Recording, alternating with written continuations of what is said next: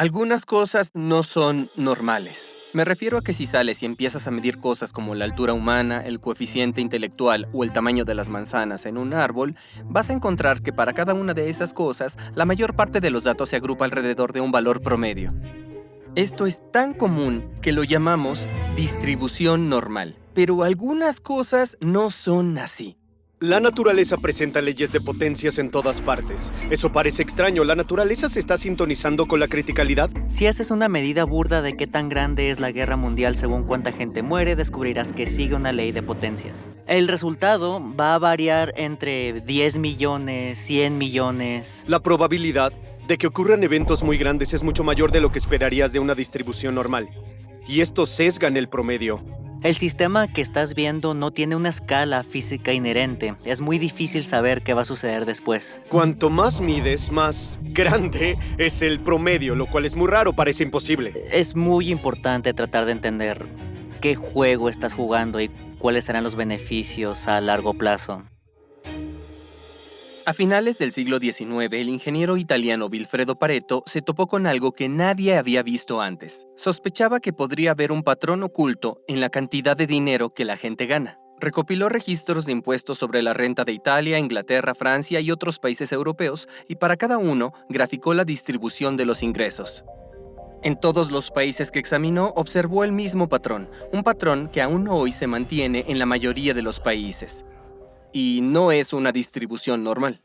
Si piensas en una distribución normal como la altura, hay un promedio claramente definido y los casos extremos prácticamente nunca ocurren. Nunca vas a encontrar a alguien que mida, por decir, 5 veces la altura promedio.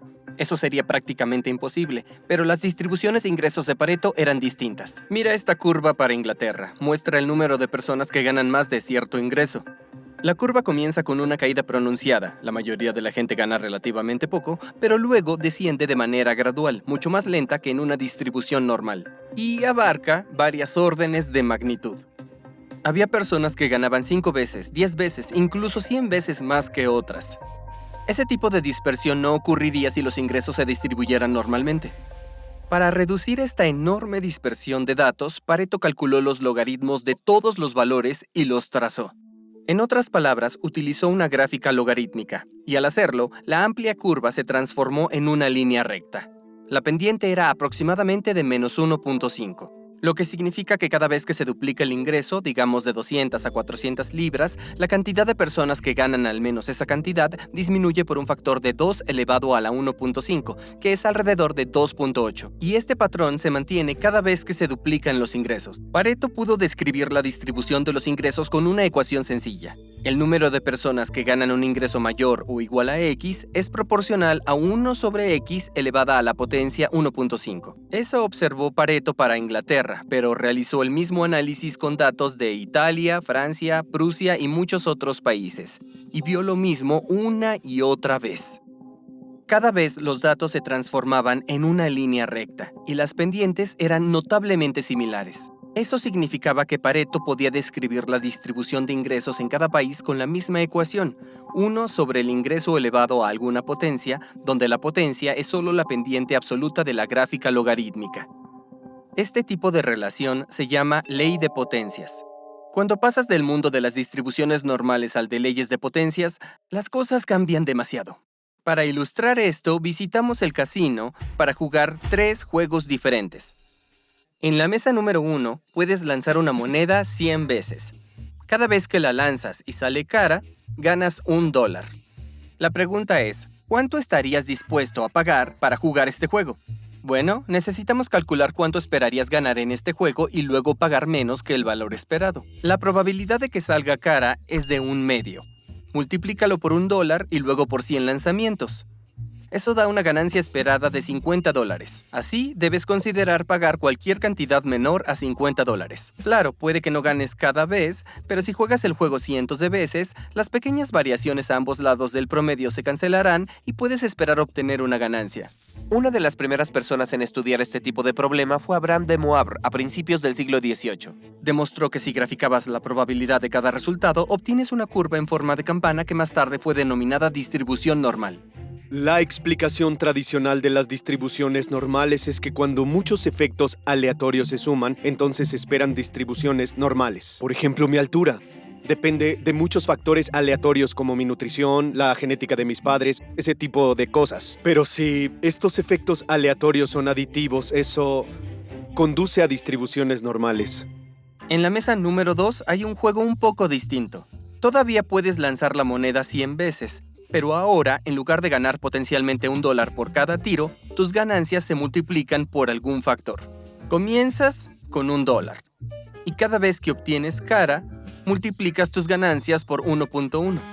Si en cambio la moneda cae en cruz, multiplicas tus ganancias por 0.9, y después de 100 lanzamientos te llevas el total, que es el dólar inicial por la secuencia de 1.1 y 0.9. ¿Cuánto deberías pagar para jugar esta vez? En cada lanzamiento, tu ganancia puede aumentar o disminuir, y ambos resultados son igualmente probables cada vez que lanzas la moneda. El factor esperado en cada turno es simplemente 1.1 más 0.9 entre 2, que es igual a 1. Entonces, si comienzas con $1, tu ganancia esperada es simplemente $1. Significa que deberías estar dispuesto a pagar cualquier cantidad inferior a $1 para jugar este juego, ¿no? Bueno, si observas la distribución de las ganancias, puedes ver que podrías ganar mucho.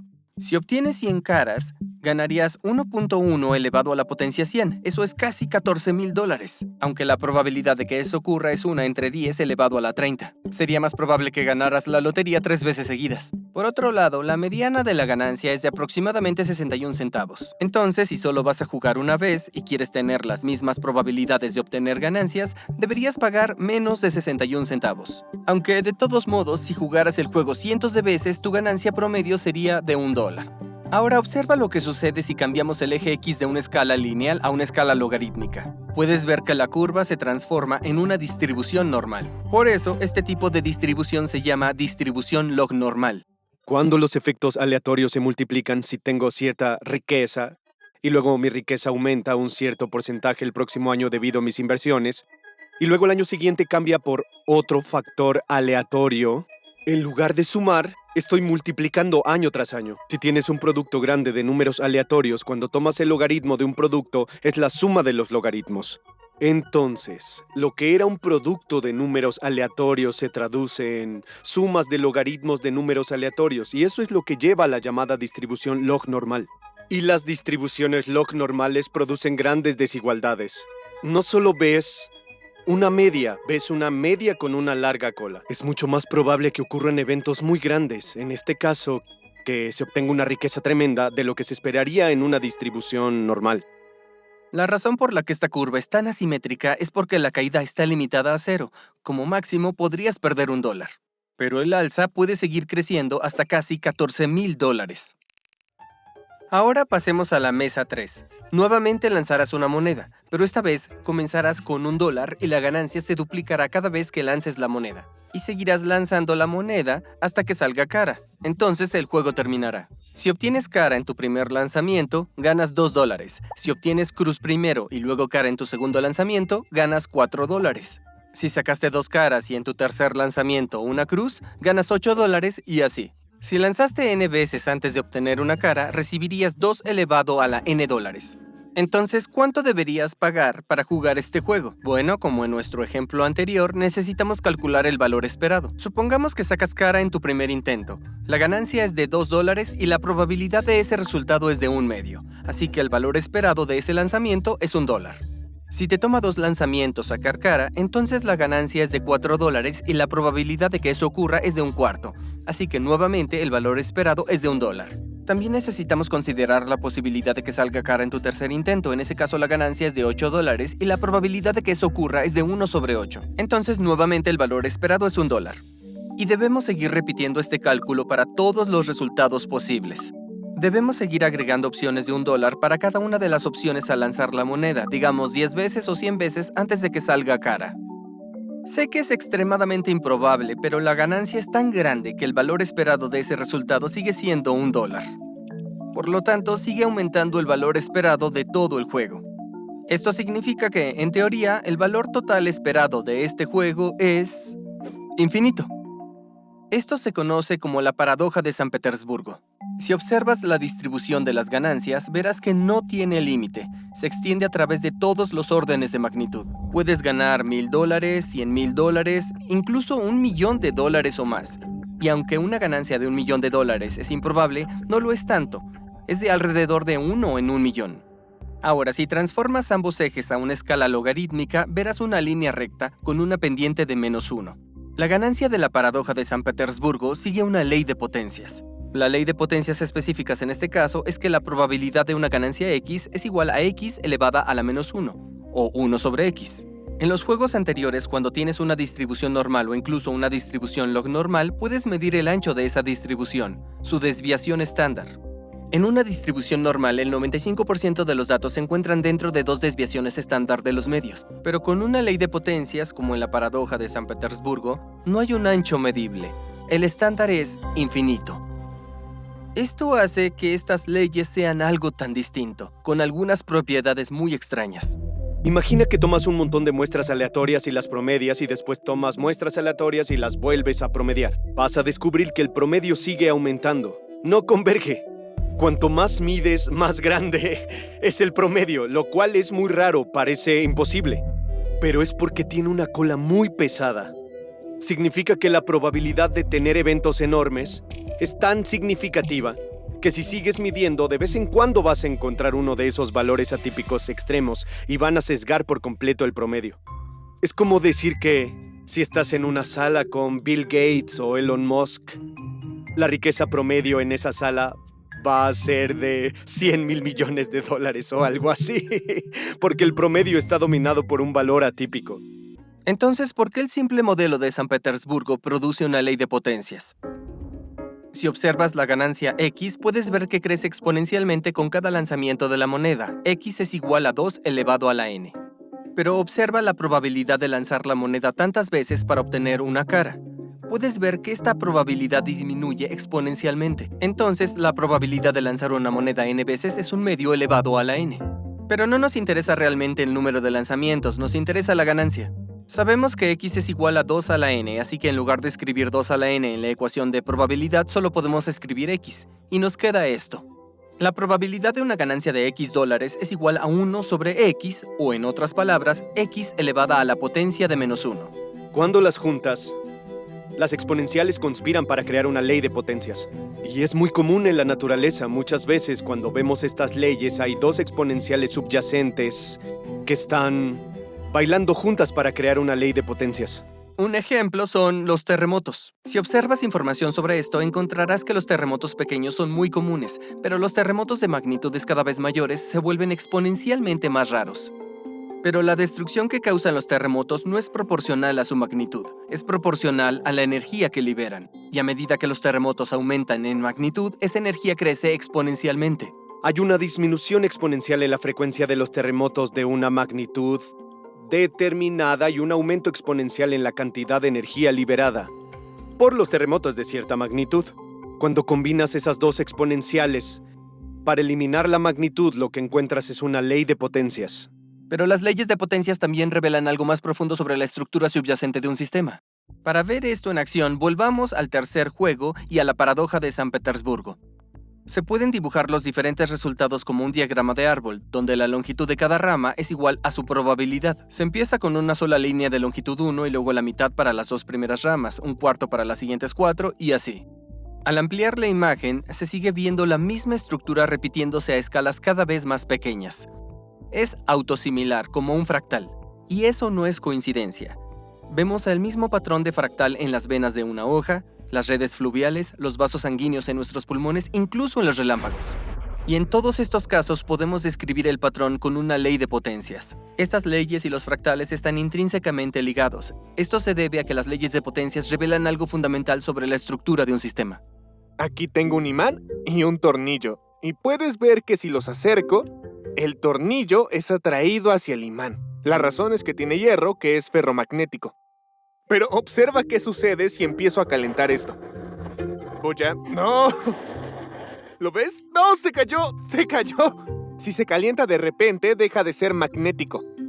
Para descubrir qué ocurrió, ampliemos la imagen de este imán. Dentro de un imán, cada átomo tiene su propio momento magnético. Puedes imaginarlo como su propio imán o brújula pequeña. Si el momento de un átomo apunta hacia arriba, sus vecinos tienden a apuntar en la misma dirección, ya que esto reduce la energía potencial total del sistema. Por lo tanto, a bajas temperaturas se forman grandes regiones llamadas dominios donde todos los momentos se alinean. Y cuando también se alinean muchos de estos dominios, sus campos magnéticos individuales se refuerzan para crear un campo general alrededor del imán. Pero si calientas el imán, cada átomo comienza a vibrar vigorosamente. Los momentos cambian de dirección y la alineación puede romperse. Y cuando todos los momentos se cancelan, deja de haber un campo magnético neto. Ahora, si tienes el equipo adecuado, puedes equilibrar cualquier material magnético justo en ese punto de transición, justo entre magnético y no magnético. A esto se le llama punto crítico y ocurre a una temperatura específica llamada temperatura de Curie. Le pedí a Casper y al equipo que construyeran una simulación para mostrar lo que sucede dentro del imán en este punto crítico. Cada píxel representa el momento magnético de un átomo individual. Digamos que el rojo es arriba y el azul es abajo.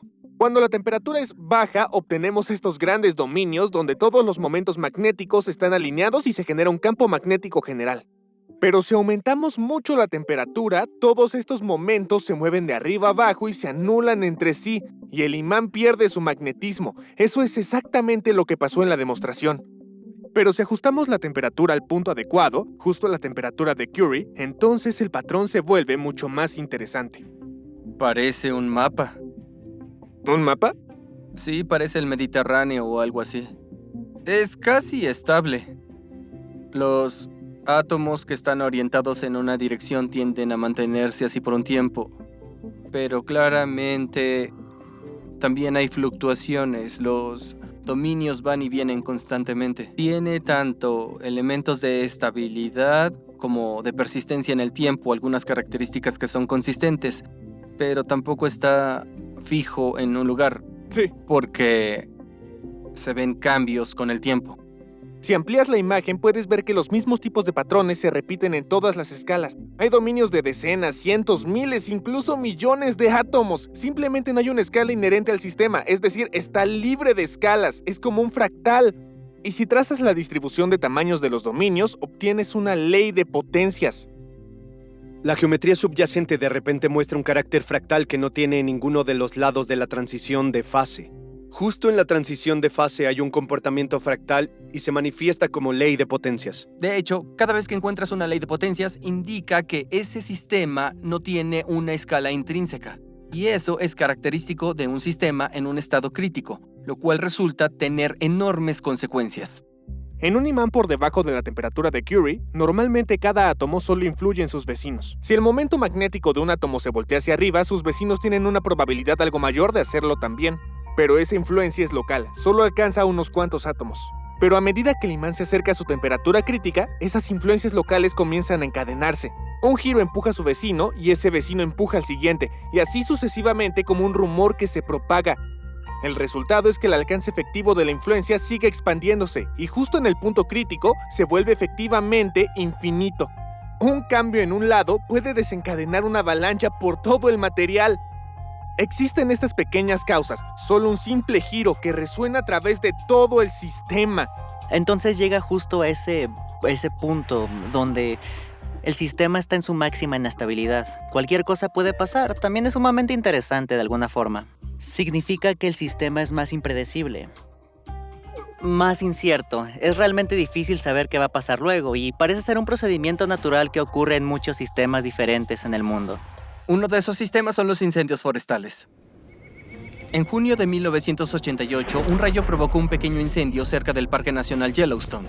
Esto no era nada fuera de lo común. Cada año, Yellowstone recibe miles de rayos. La mayoría no provocan incendios y aquellos que sí lo hacen tienden a quemar algunos árboles, tal vez incluso algunas hectáreas antes de extinguirse. 3/4 partes de los incendios queman menos de 1000 metros cuadrados. El incendio más grande en la historia reciente del parque ocurrió en 1931. Ese incendio arrasó con 7.200 hectáreas, un área un poco mayor que Manhattan. Pero el incendio de 1988 fue distinto. La chispa inicial se expandió, lento al principio, cubriendo varios cientos de hectáreas. Luego, durante los siguientes meses, se fusionó con otros incendios pequeños para crear un enorme complejo de megaincendios que arrasaron con más de 560,000 hectáreas de tierra. Eso es más o menos el tamaño de todo el estado de Delaware. es 70 veces más grande que el récord anterior y 50 veces el área de todos los incendios de los 15 años anteriores combinados. ¿Pero qué tuvieron de especial los incendios de 1988? Para averiguarlo, creamos un simulador de incendios forestales. Tenemos una red de cuadrados. Y en cada cuadrado un árbol puede estar, puede crecer o puede no haber. Habrá cierta probabilidad de que caigan rayos y a mayor probabilidad habrá más incendios. Vamos a ejecutarlo. Están creciendo árboles. Están creciendo árboles. El bosque se está llenando. Bien, ya está muy denso. ¿Qué piensas que va a pasar? Espero algunos incendios. Tal vez ahora que... ¡Ah! ¡Qué bien! Buen mini incendio. ¡Wow! ¡Wow! ¡Increíble! ¡Qué locura! No has ajustado los parámetros, ¿verdad? Es como que... Aún no. Esto ya de por sí parece una situación muy crítica. Lo digo por lo grande que era ese incendio.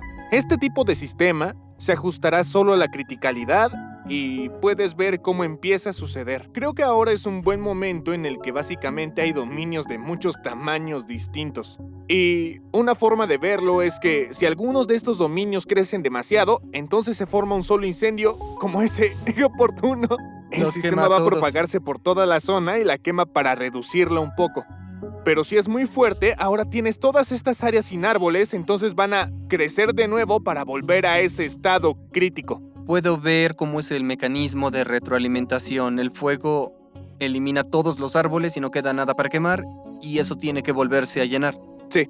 Sí, pero si no ha habido un incendio, el bosque se vuelve demasiado denso y es perfecto para este tipo de incendios enormes. Para un imán tienes que ajustarlo meticulosamente hasta el punto crítico, pero el bosque llega naturalmente ahí. Este fenómeno se llama criticalidad autoorganizada. Y si lo dejas correr, obtienes una distribución de ley de potencias, una gráfica logarítmica. Debe ser una línea recta. Ese tipo de cosas parece completamente aleatoria e impredecible. Y en cierto modo lo son, pero siguen siendo un patrón. Hay un patrón matemático consistente en todos estos tipos de desastres. Es impactante. ¿Hay algo fractal en esto? Sobre todo en cuanto a los dominios de los árboles cuando están en estado crítico, hay áreas muy densas, hay áreas menos densas. Y el resultado es que cuando cae un rayo puede haber incendios de todos tamaños. Más a menudo se producen pequeños incendios que queman 10 árboles o menos. Un poco menos frecuentemente hay incendios que afectan a menos de 100 árboles. Y de vez en cuando surgen estos incendios masivos que resuenan en todo el sistema. Se esperaría que, como el incendio es tan grande, la causa fuera un evento significativo. Pero ese no es el caso, porque la causa de cada incendio es exactamente la misma, un solo rayo. La única diferencia es en dónde cae el rayo y la conformación exacta del bosque en ese momento. Entonces, de una manera muy real, los grandes incendios no son más que versiones amplificadas de los pequeños, y aún peor, son inevitables. Lo que aprendimos es que para los sistemas en un estado crítico no hay eventos especiales que causen los incendios masivos. No hubo nada especial en el incendio de Yellowstone. En 1935, el Servicio Forestal de los Estados Unidos inició la política de las 10 a.m. El plan era extinguir cada incendio antes de las 10 de la mañana del día siguiente del informe inicial. Ingenuamente, esta estrategia tiene sentido. Si mantienes todos los incendios bajo un control estricto, ninguno va a salirse de control. Pero resulta que esta estrategia es extremadamente arriesgada. Digamos que vamos a reducir la probabilidad de rayos. Ahora es muy baja, solo 1 en 1.000.000. Y también vamos a aumentar un poco el crecimiento de los árboles. ¿Qué crees que pase ahora? Me imagino que va a haber algunos incendios grandes, muchos momentos sin fuego y luego algunos incendios enormes. Sí. Sí. Ay, vaya. Actualmente el servicio de bomberos tiene un enfoque muy distinto. Reconocen que algunos incendios son esenciales para reducir la probabilidad de los megaincendios, así que dejan que la mayoría de los incendios pequeños ardan y solo intervienen cuando deben. En algunos casos incluso provocan pequeños incendios para quemar el material acumulado, aunque podría tomar años de volver el bosque a su estado natural después de un siglo de sofocar incendios. Pero no son solo los bosques los que se equilibran en este estado crítico.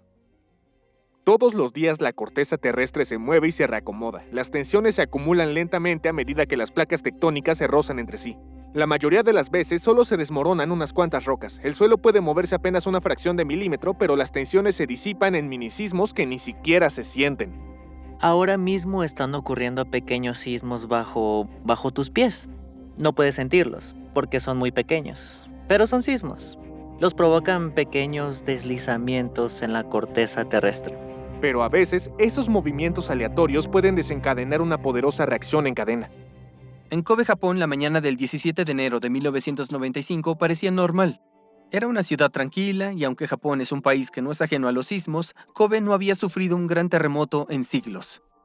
Varias generaciones crecieron creyendo que el suelo bajo sus pies era estable. Pero esa mañana, en lo profundo del subsuelo, se liberó una tensión cerca de la falla de Nojima. La tensión se propagó a la siguiente sección de la falla y luego a la siguiente. En segundos, la ruptura se propagó a lo largo de 40 kilómetros de corteza, desplazando el suelo hasta 2 metros y liberando una energía equivalente a la de múltiples bombas atómicas. El terremoto resultante destruyó miles de hogares y la mayoría de las carreteras y vías férreas principales. Mató a más de 6.000 personas y obligó a 300.000 a abandonar sus hogares.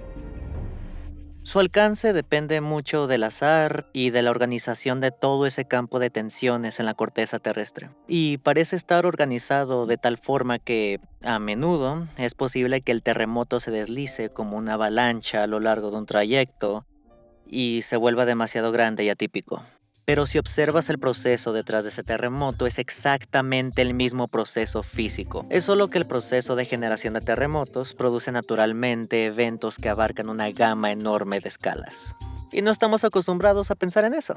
Tenemos esta creencia arraigada de que podemos usar el pasado para predecir el futuro. Pero cuando se trata de terremotos o de cualquier sistema en un estado crítico, esa suposición puede ser catastrófica ya que son notoriamente impredecibles. Entonces, ¿cómo se puede modelar algo como el comportamiento de los terremotos? En 1987, el físico danés Pervak y sus colegas consideraron un sencillo experimento mental. Toma un grano de arena y déjalo caer sobre una cuadrícula. Continúa dejando caer granos encima hasta que en algún momento la pila de arena se incline tanto que los granos caigan en distintos cuadrados. Lo que observaron fue el tamaño de lo que ellos llamaron avalanchas. Estas reorganizaciones de números de granos de arena. Se preguntaron con qué frecuencia se ven avalanchas de cierto tamaño. Esta es la versión más sencilla que puedas imaginar de un simulador de pilas de arena. Vamos a dejar caer un pequeño grano de arena, al principio siempre en el centro, y luego van a seguir cayendo encima. 1 grano estará bien, 2 granos estarán bien, 3 granos estarán bien pero al borde de volcarse. Y luego cuando llega a 4 o más, simplemente se va a caer. Se siente un poco como, no sé, un latido, como si algo estuviera tratando de escapar o algo. Parece un videojuego. Se ve muy loco. Y es simétrico. Sí, bonitos rasgos geométricos. Esto puede ser interesante porque lo pausamos en un punto donde el del medio se va a caer. Y si miras a su alrededor, podrías pensar que estos 3 montones de granos marrones están sumamente inestables. Están por caer. Los podríamos considerar como franjas de inestabilidad. Si algo los toca, todo el sistema se va a desmoronar. Se propaga hacia afuera. Es genial verlo más lento. Siento que pueden ver varias ondas propagándose al mismo tiempo. Algunos han concluido que la corteza terrestre se llena de franjas de inestabilidad similares en donde se acumulan tensiones. Y cuando una roca se desmorona, puede propagarse a lo largo de estas franjas provocando terremotos masivos. Si observas los datos, hay evidencia aún más convincente que vincula la simulación de la pila de arena con los terremotos. Supongamos que en lugar de dejarlo caer en el centro, lo cual es muy poco realista que caiga en el centro, voy a dejarlo caer al azar.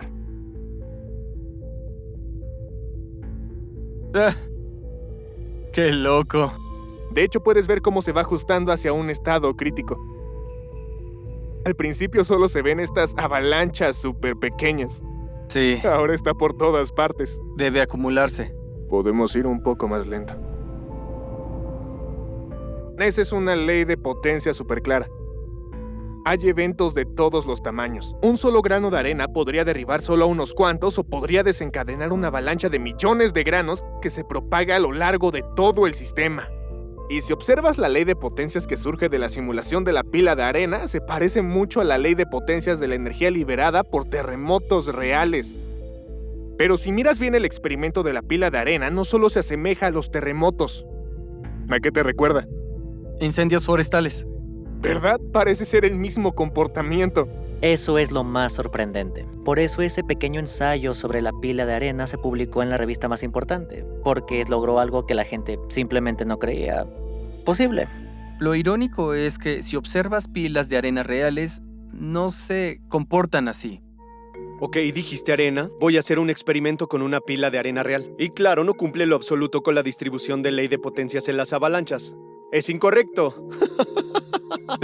Perback, por supuesto, tuvo oportunidad de responder a la crítica.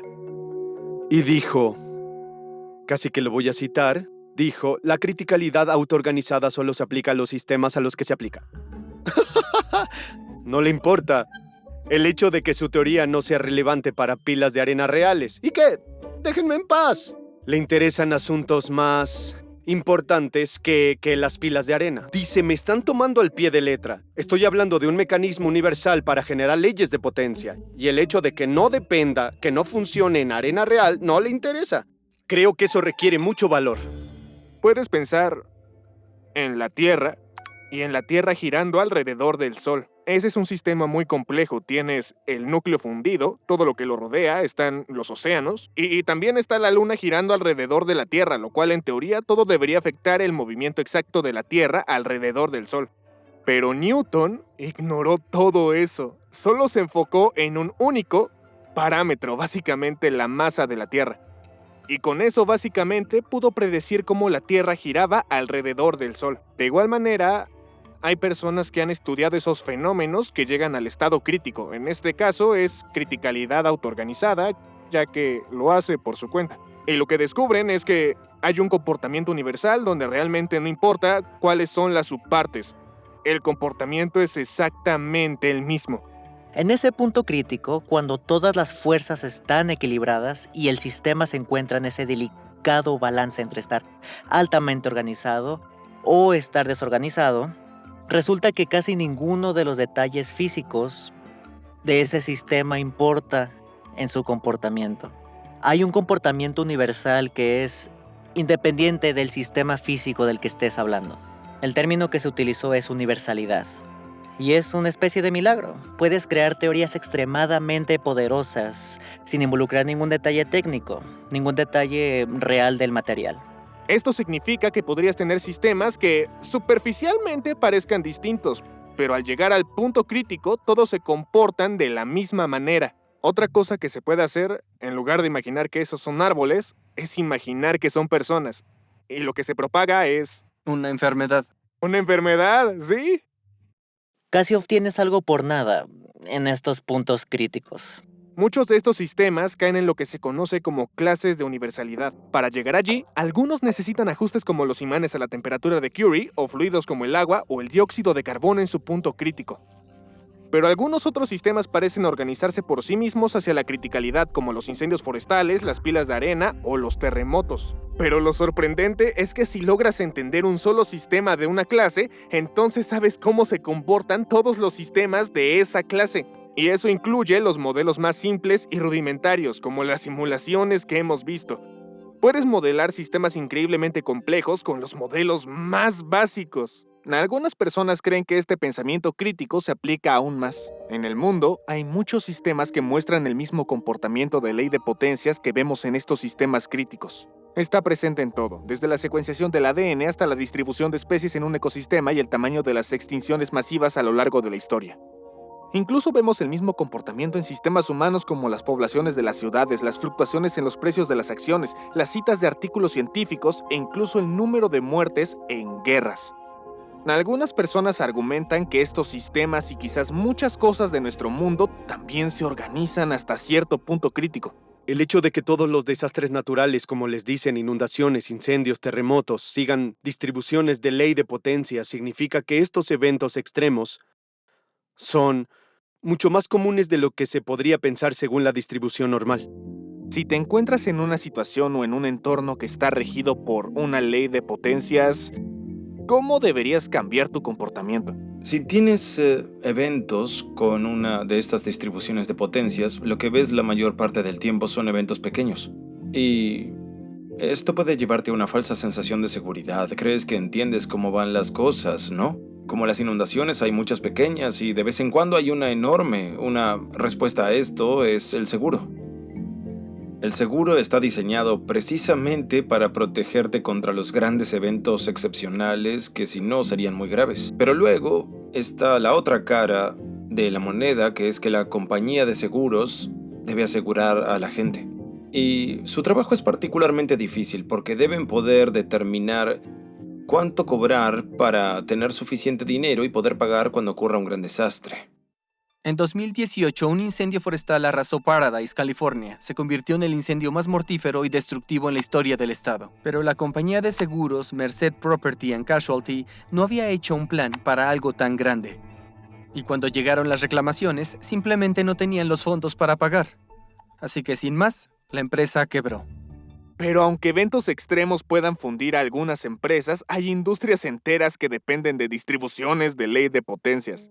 Entre 1985 y 2014, la firma de capital privado Horsley Bridge invirtió en 7,000 startups diferentes, y más de la mitad de sus inversiones perdieron el dinero, pero el 6% superior multiplicó su valor más de 10 veces y generó el 60% de las ganancias totales de la firma.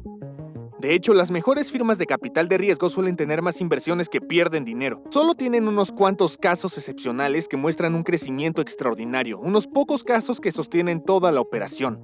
En 2012, Y Combinator calculó que el 75% de sus rendimientos provinieron de solo 2 de las 280 startups en las que invirtieron. El capital de riesgo es un mundo que depende de asumir riesgos con la esperanza de obtener alguno de esos casos excepcionales que superen a todas las demás inversiones juntas.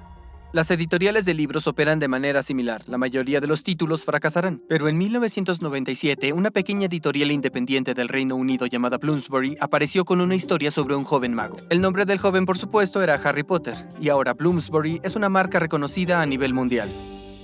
Observamos un patrón similar en las plataformas de streaming. En Netflix, el 6% de los programas más populares representa más de la mitad de las horas de visualización. En YouTube, menos del 4% de los videos llegan a alcanzar las 10,000 vistas, pero esos videos representan más del 93% de todas las visualizaciones. Todos estos dominios siguen el mismo principio que Pareto identificó hace más de 100 años, donde la mayoría de la riqueza va a parar a manos de unos pocos. Todo el juego se define por los raros éxitos arrolladores. Pero no todas las industrias pueden jugar este juego. Si estuvieras administrando un restaurante, necesitas llenar las mesas cada noche. No puedes compensar una serie de noches tranquilas con una noche concurrida que atrae a un montón de clientes. A lo largo del año, las noches concurridas y las tranquilas se equilibran y te quedas con el promedio. Las aerolíneas son similares. Una aeronave necesita llenar los asientos en cada vuelo. No puedes meter 1,000,000 de pasajeros en un solo avión. Es el número promedio de pasajeros a lo largo del año lo que define el éxito de una aerolínea. Estamos acostumbrados a vivir en este mundo de distribuciones normales y actuar de cierta manera.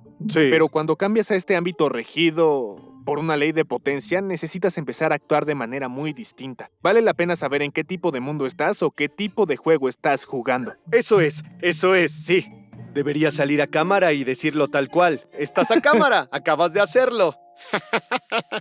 Si estás en un mundo donde las variaciones aditivas aleatorias se cancelan con el tiempo, tienes una distribución normal. Y en este caso es el rendimiento promedio, así que la consistencia es importante.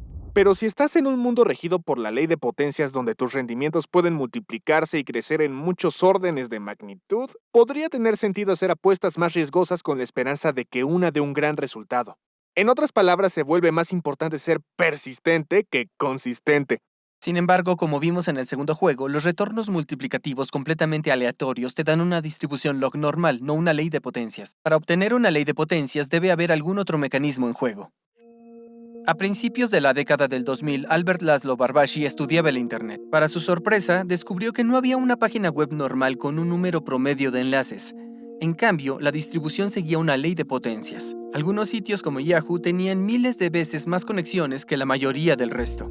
Barbashi se preguntó qué podría estar provocando esta ley de potencias en Internet, así que hizo una predicción sencilla. A medida que se añadían nuevos sitios e internet, era más probable que se enlazaran a páginas conocidas. Para probar esta predicción, él y su colega Rekha Albert realizaron una simulación. Comenzaron con una red de solo algunos nodos y gradualmente fueron agregando nuevos nodos a la red, siendo cada nuevo nodo más propenso a conectarse a los que tenían más enlaces. A medida que la red crecía, surgió una ley de potencias. La potencia era aproximadamente -2, lo que casi coincidía con los datos reales de internet. Mira eso. ¡Qué divertido! Es muy satisfactorio.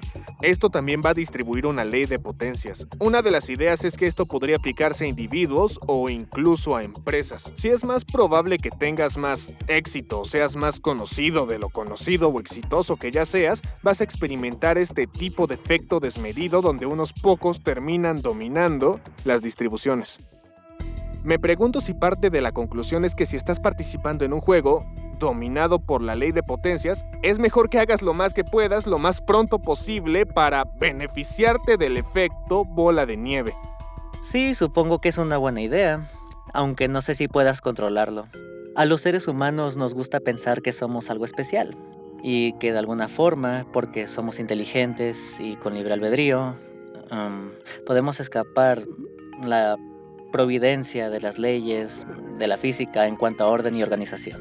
Pero creo que probablemente no sea el caso. Si ves el número de guerras mundiales y haces una medida burda de qué tan grande es la guerra mundial según cuánta gente muere, lo cual es un poco macabro, pero en fin, vas a descubrir que también sigue una ley de potencias, prácticamente idéntica a la que encuentras en las caídas del mercado de valores.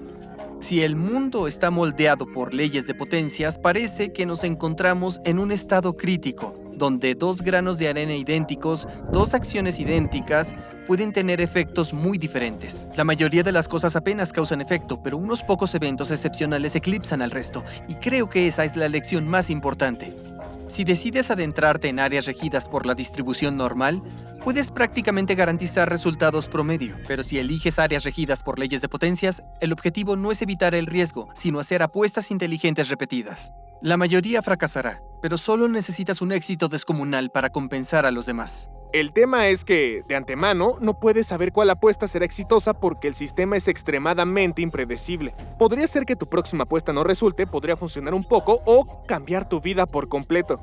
De hecho, hace unos 3 años estaba leyendo un librito y había una frase que decía algo así como que una idea podría transformar toda tu vida. Así que justo debajo escribí enviar un correo a Veritasium. Un par de días después le escribí un correo a Derek que decía: hola Derek, soy Casper, estudio física y puedo ayudarte a investigar para tus videos. En 4 semanas no recibí respuesta. Estaba muy triste y solo quería olvidarlo y seguir adelante. Pero un par de días después recibí una respuesta. Decía: hola Casper, por ahora no podemos ofrecerte una pasantía, pero ¿qué te parecería investigar, escribir y producir un video como freelancer? Eso hice, y así fue como comencé en Veritasium. Hola, solo unos comentarios finales. Todas las simulaciones que usamos en este video estarán disponibles gratis para que las uses en el enlace en la descripción. Por otro lado, acabamos de lanzar el juego oficial de Veritasium. Se llama Elements of Truth y es un juego de mesa con más de 800 preguntas. Es la forma perfecta de desafiar a tus amigos y ver quién gana. En Veritasium todos somos bastante competitivos, así que cada vez que jugamos las cosas se ponen un poco intensas, pero la verdad eso es gran parte de la diversión. Cuando lo lanzamos en Kickstarter, recibimos muchas preguntas sobre si podíamos enviar a ciertos países. Y originalmente no habíamos habilitado eso, ese fue nuestro error, lo aceptamos y los escuchamos. Pero me alegra decir que ahora hemos habilitado el envío a nivel mundial, así que no importa dónde estés, puedes obtener tu juego. Para reservar el tuyo y participar, escanea este código QR o haz clic en el enlace de la descripción. Quiero agradecerles por todo su apoyo y sobre todo, gracias por vernos.